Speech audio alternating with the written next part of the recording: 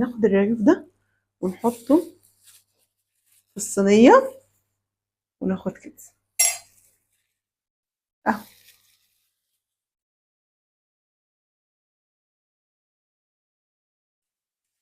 السوا مفيش قبل كده ولا بعد كده، بس انتوا شايفين بص هي مبخرة.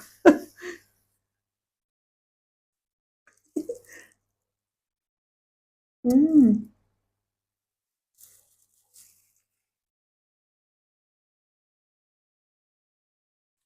يا خطيرة. مساء الهنا والسرور، عاملين ايه يا جميلة حبايبي؟ جدا. تعالوا هنعملها مع بعض تاني النهارده وعندنا حمام. يلا بينا.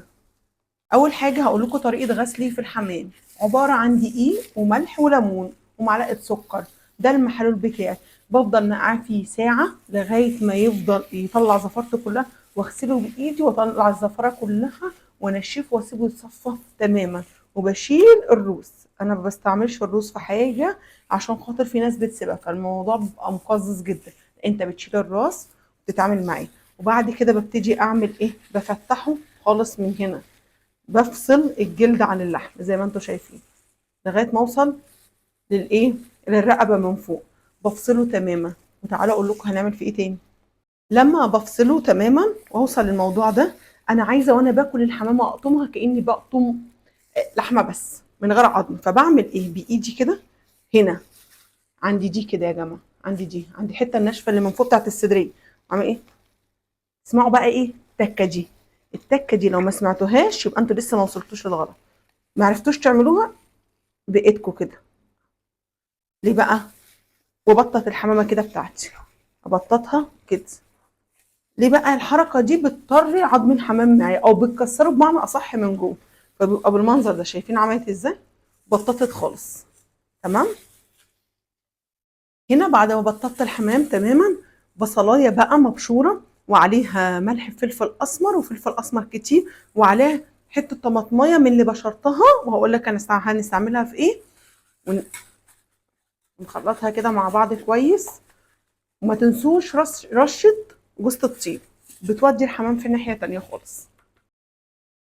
وابتدي بقى ايه، امسك الحمامية بتاعتي واخد من الخلطة دي وفي كل حتة في الحمام كده، من جوه ومن بره وفي كل حتة. ده بيضيع زفرة الحمام كلها وبتخلي الحمامة معاكي مسكرة.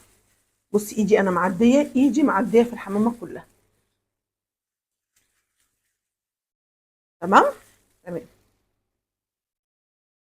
هبتدي بقى ايه، اجيب الصينيه بتاعتي اللي هستعملها. ولو هتستعملي بايركس لازم تنشفيها، حتى لو هي ناشفه تنشفيها فوطه عشان خاطر ما يلمسهاش اي نقطه ميه. هنزل ببصلايه وطماطمايه وبصل وبطاطس والخضار اللي تحبيه كله.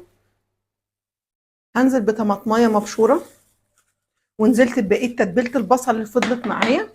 وهنزل بمرق الدجاج، فلفل اسمر، ملح. وهنزل كده وهقلب الخضار مع بعض. وهنا هنحشي النهارده، هنحشي فريك. الحشوه بتاعت الفريك بتاعتنا انا بعمل فيه ايه، بغسله 4 5 6 مرات لغايه ملهاش عدد، لغايه ما الميه بتاعتي تفتح زي كده وتبقى بيضه شمعه. تمام تمام. واسيبه في نفس الميه دي لمده ربع ساعه فقط لا غير. وبعد كده هبتدي اشتغل فيه. الفريك مش هيبقى ني خالص، الفريك هياخد سوا الحمام وهيبقى مستوي، وهوريكم ازاي دلوقتي. اول حاجه هنحط طاسه على النار، نحط فيها حته زبده كبيره على حسب الكميه اللي انت هتعمليها.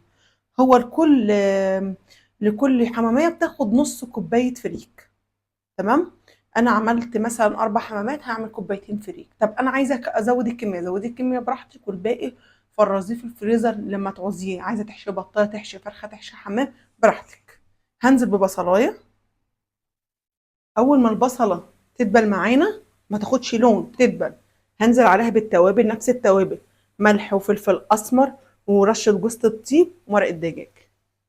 هنزل كده واقلبها، اديها تقليبه، وانزل عليها بالكبد والقوانص بتاعه ايه، بتاعه الحمام، متقطعه مغسوله وزي الفل.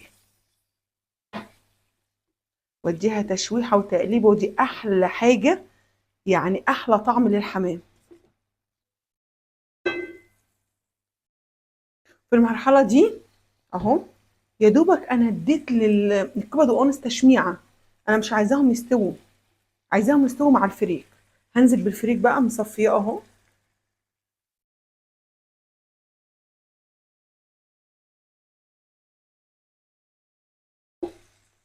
ابتدي اشوحه بقى مع الكبد والقوانص والتتبيله كويس جدا.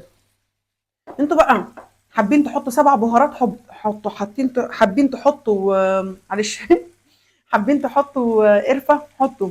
انا لا، انا بحب كده الطعم الاصلي بتاع الحمام كده. التتبيله الخفيفه الناعمه دي بتبقى في حته تانية، بتاكلي الحمام مستمتعه بكل حاجه. اول ما بقى ياخد الفريك معانا لون، هنبتدي ننزله من على النار. اول بقى ما ايه، سامعين الصوت، صوت التش ده، هو ده انت كده وصلت ايه، ان الفريك نشف خالص من ميته، وابتدى ايه يفلفل كده معاك، ولونه ايه يغمق. فكمان كده خلاص احنا خلصنا الفريك.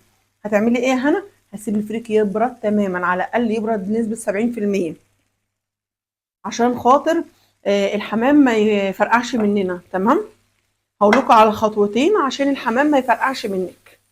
اوكي، وهنا برد تماما، وهنبتدي نحشي.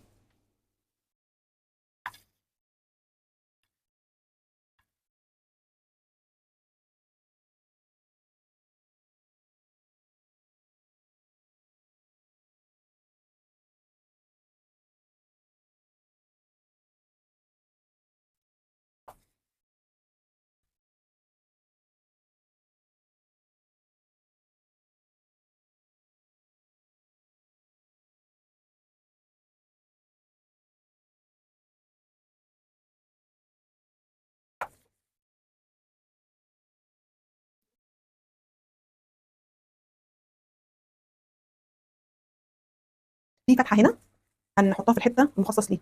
نمسك الرجل نحط هنا، في فتحه هنا هنحطها هنا كده، وهنمسك الرجل الثانيه نحطها من هنا كده تحت الرجل الاولانيه اهي. ادي الرجل اهي، وهنحط دي تحت، دي الناس اللي ما بتعرفش تكتف الحمامه. وكده الحمامه اتكتفت وبقت فرخه.